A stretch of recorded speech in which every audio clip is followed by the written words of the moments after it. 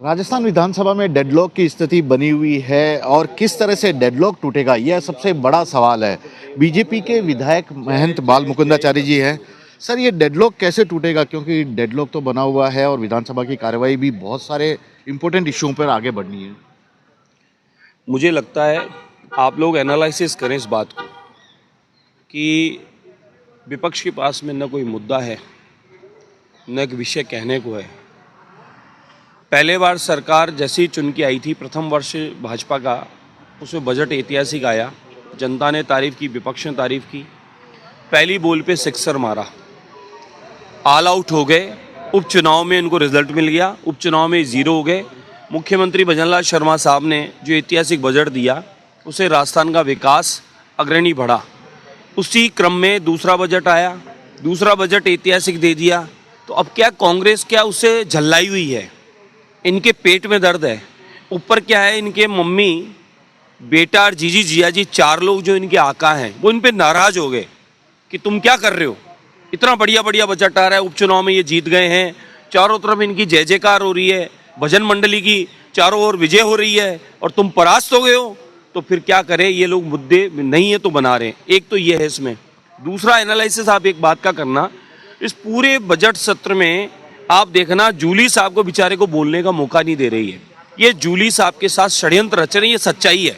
जूली साहब के साथ हमारी संवेदनाएं हैं, बहुत अच्छे व्यक्ति हैं और एक ऐसे समाज और ऐसे परिवार से आते हैं जिन्हें आगे आना चाहिए। जिस बात को मोदी जी कह रहे हैं कि भैया अब इन सबको बराबर काम, मोदी जी उस पर 2014 से काम कर रहे हैं कि कहीं भी कोई वंचित पिछड़ा रह गया तो उसको आगे लाना है, उसमें हमारी सरकार सहयोग करती है। ये जूली साहब जिस प्रकार से आगे आए प्रतिपक्ष के नेता बनके, ये टोडासरा जी को रास नहीं आ रहा। टोडासरा जी अपने आप को हीरो बनाने के लिए, प्रियंका गांधी, राहुल गांधी को खुश करने के लिए बार बार ऐसे इशारेबाजी करना, ऐसे शब्दों का उपयोग करना और शब्द का उपयोग सर सबसे बड़ी आपत्ति पूरी दादी बोल दी। जूली साहब को सुनिए साहब, जूली साहब को डाउन करने के लिए वो रोज हंगामा करते हैं। हरकतें देखिए आप उनकी, बच्चे भी नहीं करते ऐसी हरकतें, स्कूलों में ऐसी हरकतें करते हैं, अशोभनीय हरकत करते हैं। उनकी उम्र देखें, उम्र का तकाजा देखें, उनका पद देखें, उनके अनुभव देखें। उस अनुभव को, उस पद को, उस ज्ञान को आप जनता की सेवाओं में लगाएं, समस्याओं के निदान के मुद्दे उठवाएं, न कि आप लोग बचकानी हरकतें करके आप स्पीकर तक चले जाएं और स्पीकर पे हाथापाई का प्रयास करें। ये शर्म आने की बातें हैं। बाहर लोग क्या कहते होंगे कि आप लोग स्पीकर तक पे हाथ उठाने की तैयारी कर लिए। शर्म आनी चाहिए। आप टेबल पे चढ़ रहे हैं, टेबलें बजा रहे हैं, स्पीकर तक आप लोग पहुंच गए, एक सम्मानीय पद है, फिर आप क्या पवित्रता, क्या गरिमा रखेंगे सदन की। हम लोग नए आए, आपसे क्या सीखेंगे?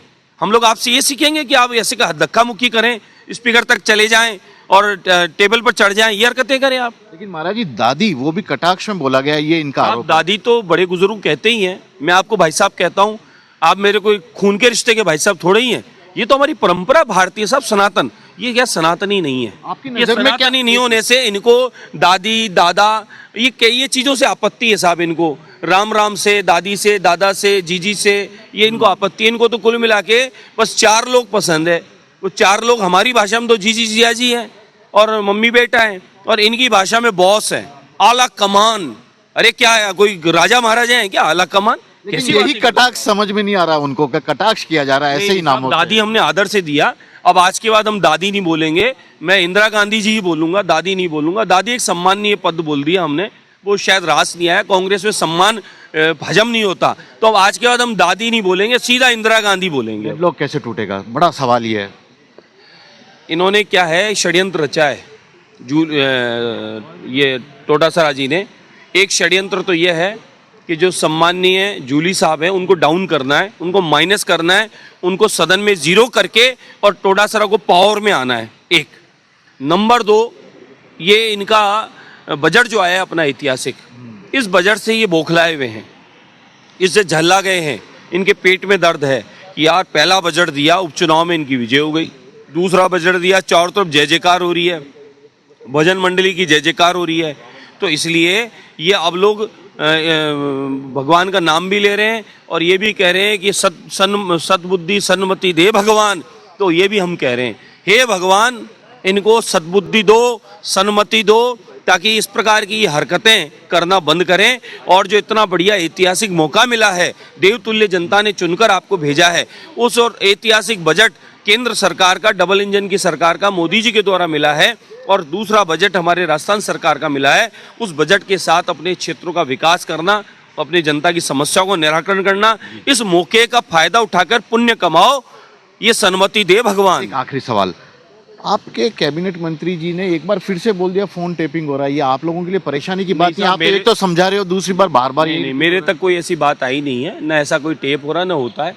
हाँ, वो एक मैंने ज़रूर कई बार सुना है, लोकेश जी शर्मा एक ओएसडी हुआ करते थे कांग्रेस के, गहलोत जी के, वो ये बताते थे कि गहलोत जी सबके तो टेपिंग कराते थे, सबकी जासूसी करते थे और सबको अंडर कंट्रोल रखने के लिए प्रेशर बना के और अपने मुट्ठी में बांध के रखना चाहते थे जनता से चुने हुए प्रतिनिधियों को। ये मैंने गहलोत जी के बारे में कई बार सुना है, उन्हीं के द्वारा, ओएसडी के द्वारा। हमारे यहाँ न तो कोई टेपिंग होती, न इस प्रकार का कोई वातावरण है। खुला खुशनुमा वातावरण में जनता की सेवा के लिए चुनकर आए हुए सब मिलकर सामूहिक रूप से काम कर रहे हैं। तो बाल मुकुंदाचार्य जी महंत है, बीजेपी के एमएलए, साफ तौर पर बता रहे हैं किस तरह का ये डेडलॉक का वजह बनी है, किस तरह से ये आगे बढ़ रहा है, क्यों प्रतिपक्ष के नेता और उनके कांग्रेस के विधायकों के बीच में आपस में नहीं बन रही। और जहां तक फोन टेपिंग की बात है, जिसे लेकर राजस्थान विधानसभा के बजट सत्र में पहले दिन से ही हल्ला गुल्ला शोर शराबा हंगामा मचा हुआ है, उस पर भी कह रहे हैं कि उनकी सरकार में कोई फोन टेपिंग नहीं हुआ है। कैमरामैन सोहन सिंह के साथ श्रीवत्सन, जयपुर न्यूज़ 24।